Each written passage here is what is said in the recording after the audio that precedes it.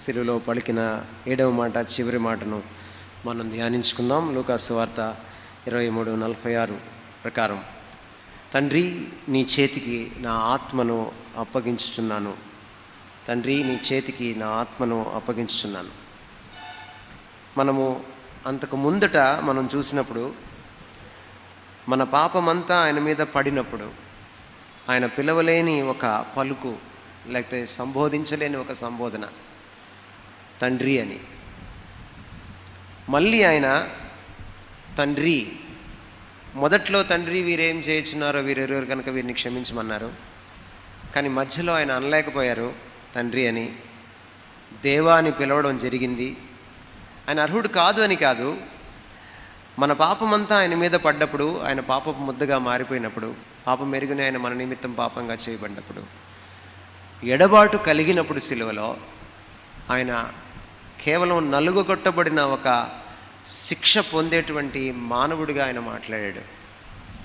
మళ్ళీ ఇక్కడ తండ్రి ఆయన అంటున్నాడు అంటే, మనకి వారి మధ్య ఉన్నటువంటి ఆ అమోఘమైనటువంటి ఆ అనుబంధం మళ్ళీ అది పునరుద్ధరించబడింది అని మనకు అర్థమవుతోంది. అంటే యేసుక్రీస్తు వారు మన కోసం చేసిన ఈ బలియాగం తండ్రి సన్నిధికి ఒక ఆగ్రానిలాగా చేరింది.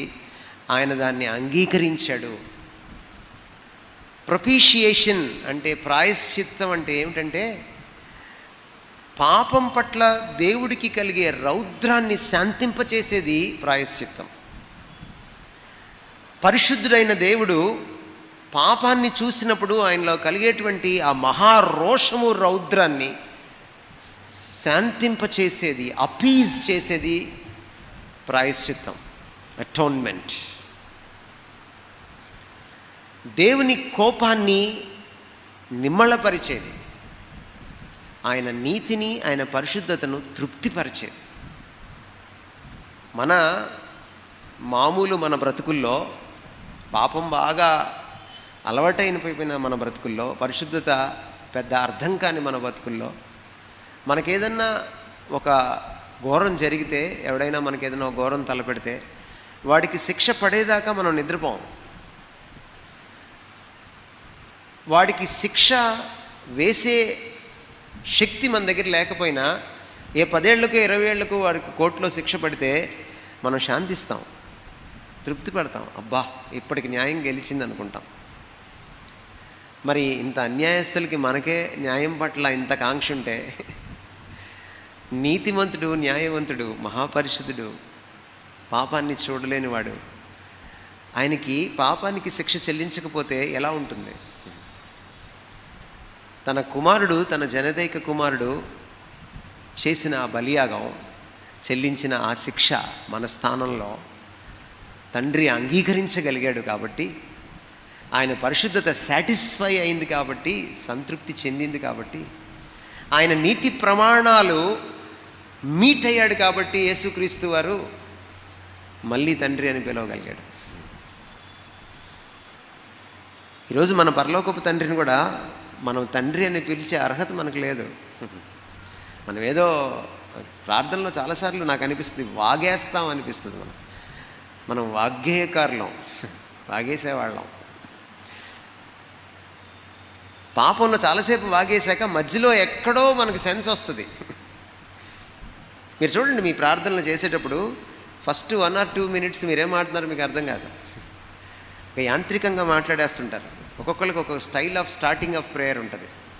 ప్రార్థన స్టార్ట్ చేసే ఒక స్టైల్ ఉంటుంది ప్రతి ఒక్కరికి. అవి మనసులోంచి రావు, మనస్ఫూర్తిగా రావు, తర్వాత ఎప్పుడో అందుకుంటుంది అన్నమాట.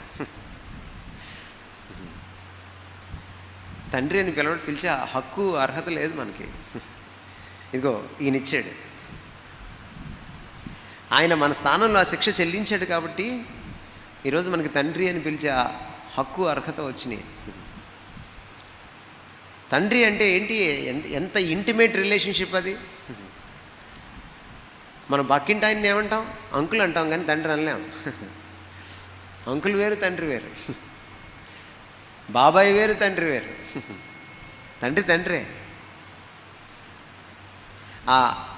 ఆ రిలేషన్షిప్ ఒక ప్రభువు వల్లే మనకి దొరికింది. పాత నిబంధనలు అలా పిలవలేకపోయారు దేవుణ్ణి. ఆయన నామాన్నే ఉచ్చరించడానికి భయపడి యాహ్వే అన్న నామాన్ని తీసేసుకొని అదునై అనే నామాన్ని ప్రతి చోట పెట్టుకున్నారు. అందుకని ఇంగ్లీష్ బైబిల్స్ ఈరోజు హీబ్రూ నుంచి ట్రాన్స్లేట్ చేస్తే పాత నిబంధన రెండిట్లో కూడా యెహోవా ఉన్న చోట లార్డ్ అని, అదునై అని ఉన్న చోట లార్డ్ అని పెట్టడం జరిగింది. ఎందుకంటే హీబ్రూ బైబిల్నే మార్చేశారు. ఎందుకంటే ఆ యెహోవా అన్న నామాన్ని ఉచ్చరిస్తే ఏమవుతుందో అన్న భయంతో. ఆ భయాన్ని పోగొట్టి ఆ మధ్య గోడని చెరిపేసి మనకి ఆయనకి మధ్య ఉన్నటువంటి ఆ తెరను నిట్ట నిలువుగా చించేసి మనకి ఆయనకు మధ్య ఏ అంతరం లేకుండా చేసేసి ఈ రోజున మధ్యవర్తులు లేకుండా ఇక్కడ కూర్చున్న ప్రతి ఒక్కరూ ఆయన కృపాసింహాసనం దగ్గరికి పరిగెట్టి తండ్రి అని పిలవగలిగిన భాగ్యం మనకి సిలువలో ప్రభువు కల్పించాడు. పాత నిబంధన వాసులకు లేదు ఇది. అందుకే వాళ్ళు అలా పిలవలేకపోయారు. ఇది మనకు దక్కిన భాగ్యం. సో మనం ఎల్లకాలం ఆయనకి కృతజ్ఞత కలిగి ఉండాలి. అయితే మలాకి గ్రంథంలో ఒక మాట అంటున్నాడు ప్రభువు, మీరు నన్ను తండ్రి అని పిలిస్తే నా గౌరవం ఎక్కడా?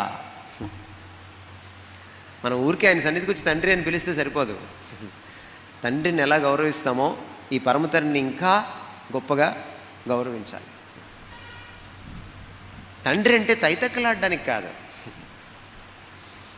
తండ్రి అంటే గౌరవం. నాకు భీమవరంలో ఓ పెద్ద ఆయన తెలుసు.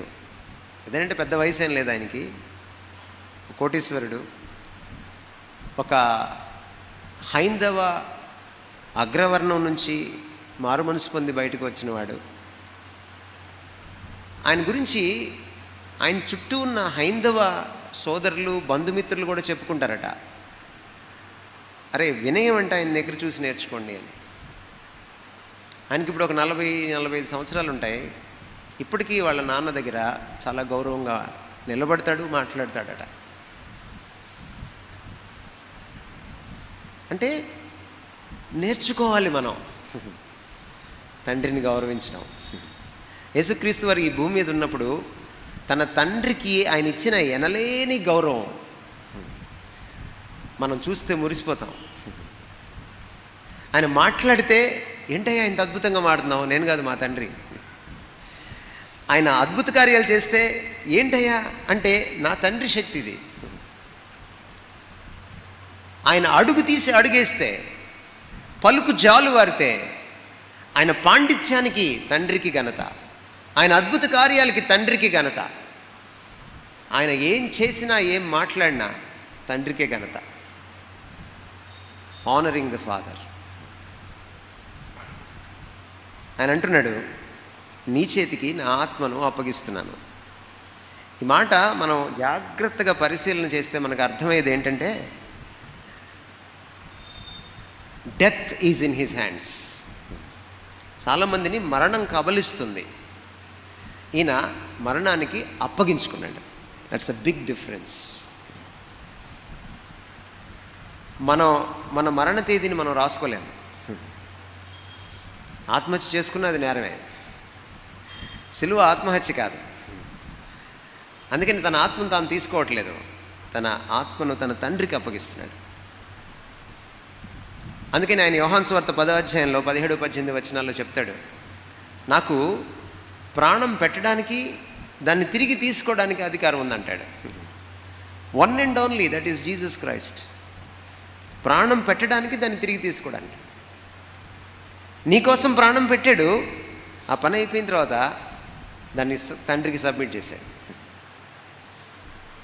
3వ రోజున దాన్ని తిరిగి తీసుకున్నాడు. What a authority he has. ఆయన అందుకనే మరొక చోట అంటాడు, తండ్రి తనంతట తాను ఎలాగో జీవము కలిగి ఉన్నాడో కుమారుడును తనంతట తాను జీవము కలిగినవాడు. ఎవరికి మరణం పైన శక్తి ఉంటుందండి? ఎవరికి మరణం పైన విజయం ఉంటుందండి? ఎవరికి మరణం పైన అధికారం ఉంటుందండి? ఎవరైతే పాపాన్ని జయిస్తారో వారికే. పాపం వలన వచ్చు జీతం మరణం. యేసుప్రభుని మనం చూసినప్పుడు మనకు అర్థమయ్యేది ఏంటంటే, ఆయన అనుకున్నప్పుడు మరణానికి అప్పగించుకోగలడు. ఆయన ఏదో సఫకేట్ అయిపోయి కార్డియాక్ అరెస్ట్తో మాత్రం చనిపోలేదు ఆయన. When he wants to die, when everything is finished, పని అయిపోయింది, నేను పూర్తిగా దీన్ని చేశాను అన్నప్పుడు తన తండ్రికి ఆయన అప్పగించుకున్నాడు. It's an evidence that he has authority even over death. మరణం పైన కూడా తనకి అధికారం ఉందనడానికి ఇది నిదర్శనము అని మనం అర్థం చేసుకోవాలి. Let me close. మరణించే వేళ కూడా ఆయన తండ్రికే సబ్మిట్ అవుతున్నాడు. మళ్ళీ from Bethlehem to Golgotha, Bethlehem నుంచి గొల్గొతా వరకు ఆయన తన తండ్రికి లోబడి పనిచేశాడు. యేసుక్రీస్తు దగ్గరికి వచ్చినప్పుడు, సిలువ పాదాల దగ్గరికి వచ్చినప్పుడు, ఈ మహాశుక్రవారం నాడు మనకు రాని ఒకటి నేర్చుకోవాలి మనం. విధేయత. విధేయత. మొదట దేవుడికి లోబడ్డాం, ఆ తర్వాత సంఘంలో పెద్దలకి లోబడ్డాం, ఇంటి దగ్గర పెద్దలకి లోబడ్డాం, భార్యలు భర్తలకి లోబడ్డాం, కోడళ్ళు అత్తలకి లోబడ్డాం. అది కూడా సిలబస్లో ఉంది. పిల్లలు తల్లిదండ్రులకి లోబడ్డాం, స్టూడెంట్లు టీచర్లకి లోబడ్డాం, పౌరులు ప్రభుత్వానికి లోబడ్డాం. మనం నేర్చుకోవాలి. లోబడిన వాడికే అధికారం. ఆయన అంతగా లోబడ్డాడు కాబట్టి అంతగా హెచ్చించబడ్డాడని ఫిలిప్పీ పత్రికలో రాయబడింది. మీరెంత లోబడితే అంత అధికారం మీ చేతుల్లోకి వస్తుంది, అంతగా మీరు పరిపాలన చేయగలుగుతారు. దేవుడు మిమ్మల్ని దీవించును గాక. Thank you so much. God bless you.